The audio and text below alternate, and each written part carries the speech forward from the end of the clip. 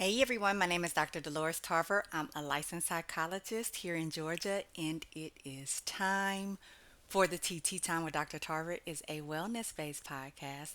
It is not intended to be a substitute for a relationship with a licensed mental health provider. Here we are rolling right along in March. And this month we are focusing on women in honor of Women's History Month. And so I thought it fitting today that we address one of the things that a lot of women struggle with, and that is managing recurrent thoughts. So I like to equate it to there's constantly this movie playing in your head, and you're evaluating this movie even though you've seen it already.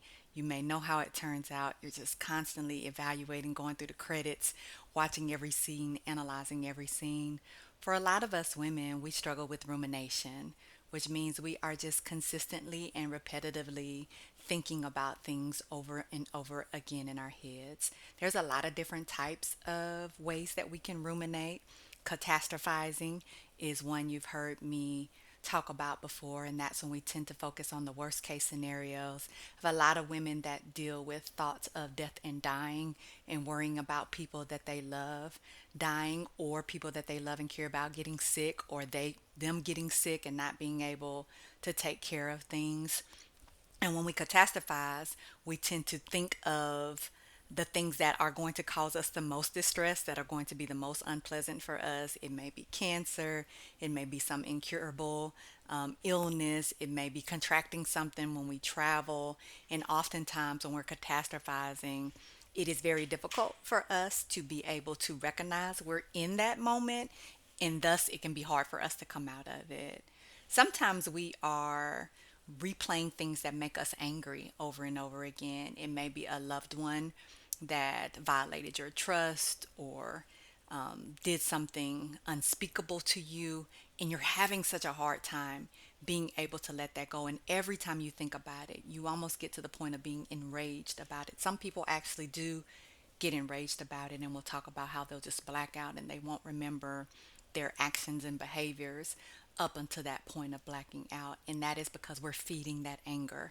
I've shared before that whatever we feed is what will grow. Sometimes it's an anxious rumination, and we're just playing back things in our head that give us anxiety. Some of us have financial anxiety, so we're worried about money. Some of us have anxiety about our jobs. It may be anxiety about your children.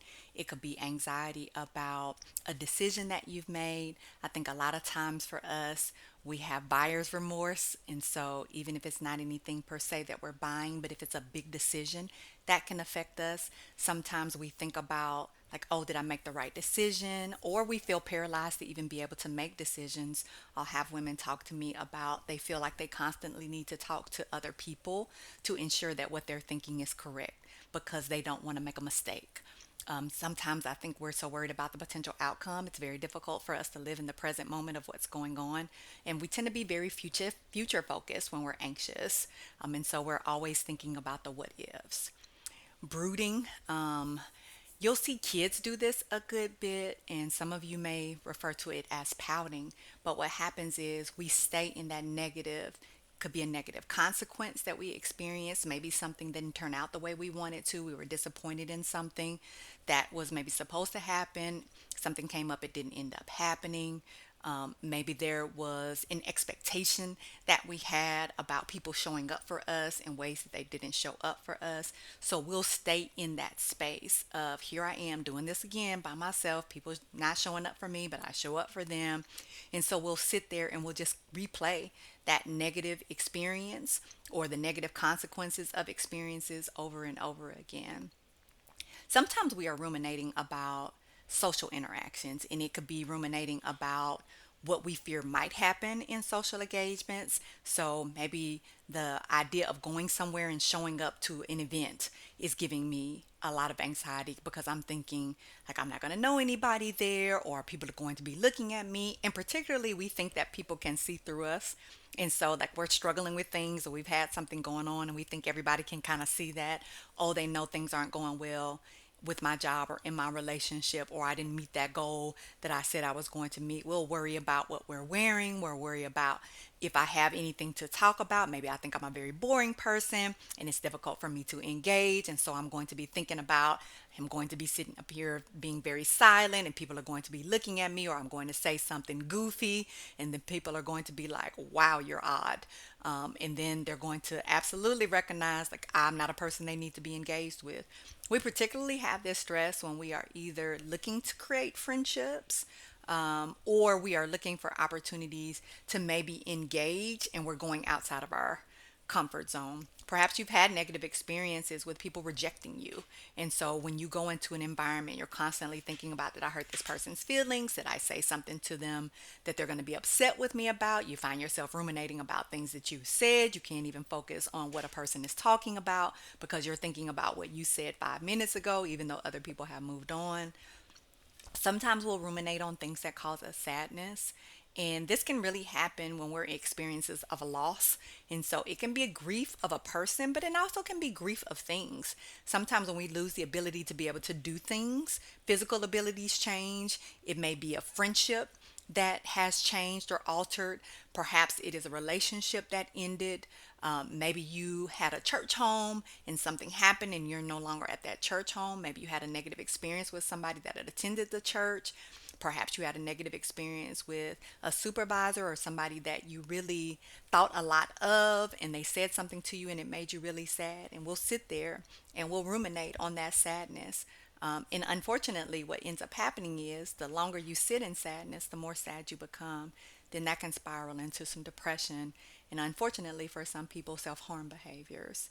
Then we have that rumination where we are just critical of ourselves. And so we beat ourselves up essentially. Maybe you didn't go to the gym this morning like you said that you were. Maybe you ate something that you said you were not going to eat. Maybe you smoked a cigarette when you've been trying to quit. Maybe you started back up talking to someone that you said the last time was the last time. If we fail to do something, if we make a mistake, perhaps if we just don't feel like we have worth and we're inadequate, it can affect our self esteem. We may be thinking about our patterns. Why do I keep making these choices? It's got to be me. Other people are able to do these things. I'm not. I'm the problem. And so, as you can see, it can really get you to a point where you don't feel good about yourself. And then we can also get kind of these fixed cognitive beliefs we'll have about our powerlessness when we're in that self-critical space. And so these may be oftentimes when you will see these negative core beliefs that aren't accurate, but they are based on something that could be true and we have generalized them. So this may be feeling like you will never be happy. You won't ever be able to find anybody that loves you and treats you like you deserve. You'll never be able to get someone to respect your boundaries, that you don't have worth, that you don't have value, that nobody will ever appreciate you, that you're doomed to have a negative experience. Things go well for a while, but then they fall apart because I'm the problem. I don't deserve it. Maybe you have the self critical rumination of feeling like you've been abandoned. Maybe you feel like you've been abandoned by people. Maybe you feel like you've been abandoned by God. And so these are the things that often lead. I am working on an upcoming book that talks more about some of the ways that these patterns can be very destructive with regard to how they affect us. And the thing that ends up, I think, solidifying these thoughts for us is that there will always be, depending on your perception, things that confirm this to be true. You can think of times when people have disappointed you. You can think of times when you've made mistakes. You can think about times when people have made you angry. You can think about times when you've embarrassed yourself or the worst thing that you thought about happened. Or maybe you didn't even know it was an option and it happened. You have sat and thought about something that hurt your feelings and it was hard for you to let it go. You have been anxious. You have been worried, right? So these things happen in our lives. And so, unfortunately, what ends up being the case in a lot of these situations is because something happened, a thing maybe happened, or maybe several things happened, that now I have generalized this to this is going to happen all the time. And it makes me feel very powerless and it makes me feel very trapped. So, what I say to women who are struggling with this, and though I am addressing women in this particular episode, does not mean these things cannot be applied to children, to men, to a non binary, however you may identify. If you have a problem with your thoughts being negative or your thoughts feeling like they are easily manipulated and controlled by others, that you don't have power over yourself, that you find yourself being in negative spaces or angry spaces or worried spaces, hurt spaces, then you can do any number of these things in order for you to challenge those thoughts. All right. So that is actually one of the strategies, is to challenge those thoughts. Oftentimes we believe things to be true because they have happened. And so again, we generalize, well, it happened this time, so clearly it has a chance of happening again. To some extent, we don't have control over things. Is there a possibility that something could happen? There is a possibility. How large is that possibility? That ends up being the challenge for us. Sometimes we just need to take a step back and think about, what evidence do I actually have to support this? Is there a different perspective I can have? Because even though we tend to minimize the positives and maximize the negatives, that does not mean that positives aren't occurring. I am just focusing on these things that have been hurtful or caused me to worry or caused me to be angry. What if I spent that same amount of energy thinking about the positive things, the things when it did work out, the times when I went to that social event instead of talking myself out of it and it wasn't nearly as bad as I thought, the time when I did meet someone and we had a good dialogue, the time when I was able to be present in the space and not so in my head that I could actually have a good time. If you are unsure about what your thoughts may be, how frequently you may be thinking these things, then it may be helpful for you to do a thought diary. And that allows you to be able to write down some of your thoughts, but also it allows you to be able to check in with other people. So think of it almost like pen paling. Sometimes because we're in our head so much, then I'm going to keep the station on the same channel that I usually listen to. But what happens if I get a different perspective, a different point of view? Someone who knows me very well, being able to go in and review what I wrote down and talk about, well, that is a way to look at it, but is there possibly another way to look at it? And when we hear other people's perspectives and we see how they may evaluate us or a situation, it may allow us to recognize, okay, it's the way that I'm approaching this situation that is feeding some of these distortions that I have, that is feeding this loop that I tend to be on in terms of overthinking about things. I like to give people experiments because it allows you to be able to challenge what your belief system is. So when people say, I don't ever have a good birthday, I don't ever have a good experience when I go out anywhere, let's try that out.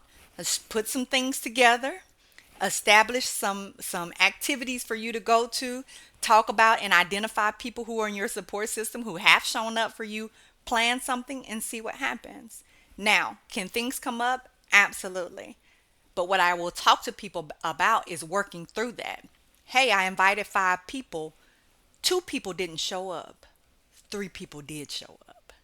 We had a good time because I was able to be present with those 3 people. I also, as you all know, believe that it matters what we're able to perceive as an option, as an outcome. If I can't see it, it is hard for me to imagine getting to it. And that's where imagery can come in handy. It is very important for us to be able to visualize ourselves being the type of people we want to be. If I struggle with anger, I need to be able to visualize myself as somebody who can handle the hassles and stressors that come in life in ways that does not feel like I'm attacking other people or I'm being attacked. Here's your plug for therapy. It may be helpful for you to be in therapy to be able to even understand what that might look like. Sometimes we're in realities where all we're seeing is the types of things that we're struggling with. I'm around other very sad people. I'm around other very angry people. I'm around very anxious people, people who ruminate on their interactions with other people. So I am feeding these things that I'm trying to change. So if I'm in a therapy environment, I may be able to get in a space with people who look at things differently and who may be able to help and show me, oh, wow, there's a different way. There is a different existence out there that I may not necessarily be able to get from my support system, depending on what your support system is. Now, you all know I believe in a good affirmation. And my clients very much struggle with affirmations because, unfortunately, when we are so used to having these cognitive distortions, these beliefs that we practiced every day, not even intentionally, but they're constantly going on, like that movie in the background. And so, even when I'm not in that space where I'm actively attending to it, still going on. That's why we call them automatic negative thoughts. You don't have to do anything for them to show up. They like to work overtime. They don't care about pay. They don't need meal breaks. They're going to be there when you wake up, when you go to bed, all throughout your day. And so it's important for us to affirm the positive things that we want to be doing, to the positive statements. And as we're challenging some of our beliefs, sometimes it's just very helpful to think about, okay, what is it that I'm actually telling myself every day? It may be as easy as telling myself something opposite. I'm not worthy. I am worthy. I'm unlovable. I'm loved. Here are the examples of the people who love me. So it could be something like that, but it may be that you need a little help with that. There are websites, there are apps that will absolutely send you daily affirmations. They will allow you to be able to create and construct some that work for you, and they'll also send you some when you're struggling. Because even though it is very easy for us to say what our areas of weakness are and what we struggle with, sometimes it can be very difficult for us to think about the positive things about ourselves. What are some of the things that make me unique? What are some of the things that remind me of my value? We can have a difficult time with that. And so sometimes we just need a little assistance with that. Now, I will also tell you that thought stopping can be very helpful. And sometimes we just need to distract ourselves. So if you find yourself ruminating on a particular thought, I used to, when my child was younger, envision that I would get in a car accident. My child would have no idea where I was, and there my child would be at home, with not knowing where I was and scared. And that thought would come randomly. It wasn't anything that came every day, but it would come randomly at times when I was in the car. And so my way of thought stopping was for me to be able to envision seeing myself arrive safely, seeing a road with no traffic and no accidents, or focusing on something different. Now, sometimes that can be that you just need to bring yourself out of it. You may need to do some grounding, pop a rubber band on your wrist, snap you out of that thought, put you into a different space. I also created some of the positive, encouraging thoughts that I wanted to put in place of that. That was one of the techniques I worked on in therapy at the time. And so I could be thinking about those. But anytime you're able to disrupt that thought, and this is where mindfulness and acceptance kind of interventions can come in handy, because sometimes it doesn't mean that I need to not think about this thing. Sometimes I need to play it out. Maybe I need to play it out and see what the worst case scenario is, so that I'll know how to handle the worst case scenario. Okay, if this happens, what can I do? And it takes the fear out of it, and it also empowers you in order for you to be able to address anything that comes up, because sometimes we're so hard on ourselves and we're so judgmental that we don't allow ourselves to be able to recognize, like, I can actually problem solve and address most anything that's going to come up. And when I need some assistance, here are the places that I can go to in order for me to be able to get that assistance. Right? So sometimes we do need to be aware of that thought. We don't necessarily need to stop thinking it, but we may need to interrupt it. There used to be a Saturday night live skit, and the person was in therapy, and the therapist would just simply say, "Stop it," when this person was explaining what they were struggling with. And they were like, "Well, if I could stop it, don't you think I would have done that?" But actually envisioning a red stop sign and saying stop can be enough to again jar you out of, I'm a daydreamer, so I'll be lost in thought, gone. That stop, that red stop sign, allows me to be able to come back. Sometimes you may need a physical cue. I used to carry dryer sheets with me. Yes, they smell wonderful, but they're also a really good way for me to engage that sense of smell and bring me back. For some people, it may be that you have a stress ball or a fidget. For some people, it may be a soft blanket. For some people, it may be the music that they are choosing in their playlist, like something to bring them back. Those kind of things allow us to be able to have a physical reinforcement that interrupts us in this kind of worry loop that we end up getting on. Also, again, anytime that you are really trying to work on, particularly when you find something that is continuously on play in the background, making sure that you have something that either challenges that, or that can be used to interrupt it, that may be a positive thing, that may be more balanced, That maybe when you are talking about what evidence do I have to support this? Well, actually, I have evidence to support that that's not the case. But you want to make sure that you have some things in place to be able to utilize instead, right? When we take things away, we want to have something to put in its place. You will be able to benefit from knowing what triggers you to get in these spaces of where you're struggling with your thoughts. And a trigger might be an emotional state. When you feel a certain way, it might already lead you back to remember the other times that you felt that way. It might be a particular person. It might be a song that you had on repeat when you were struggling. It might be the smell of something. There may be a visual cue that triggers you. Being able to understand your triggers will allow you to be able to direct your interventions toward how do I want to get my thoughts better under control. Because what oftentimes, again, we want to do is be in this present focus moment. So when I'm in this present and very focused moment, then it is very hard for me to drift back into this other space. And again, I like a good grounding, being able to touch your feet on your carpet or on something cool, ice in your hand. For some people, it is the wax of a candle. For some people, it's the warm experience of tea. But whatever that is for you that allows you to bring yourself back, it is very difficult to be either past focused or future focused when I'm in this present moment. Okay. So I do want you to know that you don't have to stay in the space of being a prisoner to your thoughts. When we are non judgmental and non critical of ourselves and we break these kind of rituals we created in our thinking, it allows you to be able to think positively and to engage yourself in a more loving and accepting thought, one that promotes positive thinking and that is going to be helpful to you, one that will allow you to kind of wash things over your body and be able to release them. Okay, be well.